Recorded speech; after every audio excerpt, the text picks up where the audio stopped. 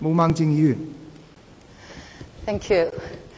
I quite agree that you've completely failed to answer the three previous questions. So you can't use history to address questions of fairness, on fairness. But then I'm not going to repeat the question because I'm just going to get your diplomatic and bureaucratic answer once again. Never mind. I do have a separate question.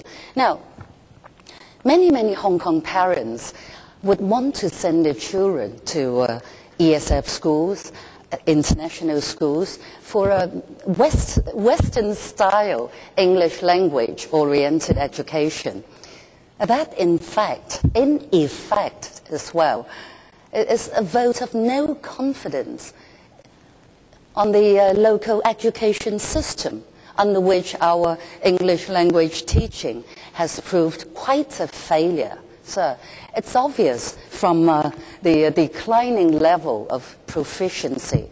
Now, would your Bureau actually consider revamping our English teaching policy, approach, everything you can do to help ease this situation? Forget about the unpleasant associations, if not nasty associations, about nomination rights, debentures, and so on. Thank you.局長。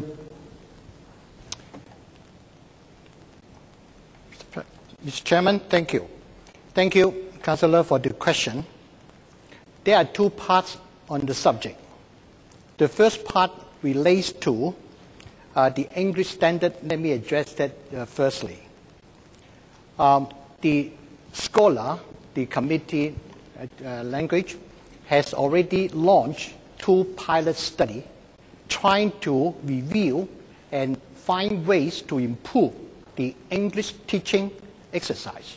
I personally attend a couple of the events they organized recently as a pilot to look at the activities-based learning as a subject, a living English type. And those pilots will be coming about pretty soon with the final report to be produced by the scholar.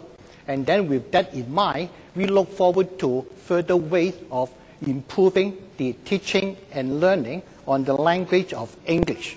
So that's the first part. Second part, if you look at in terms of the some parents sending their kids to the international schools, honestly speaking, if you look at what's happening in Singapore and other places as well, we do have local parents also sending their kids to the international schools, and that's why the international schools always a universal issue. And this is another way to show the diversity the parents will be able to take. I do recognize that there's always a comparison. If you look at the IB and other perspective, actually the new academic structure, the DSE, are some of the ways to try to improve the way of learning, diversity, as well as self-driven type of a learning process. So this would be the very much the first one. The second one, let me come back to the one in terms of members mentioning about the subject of privilege.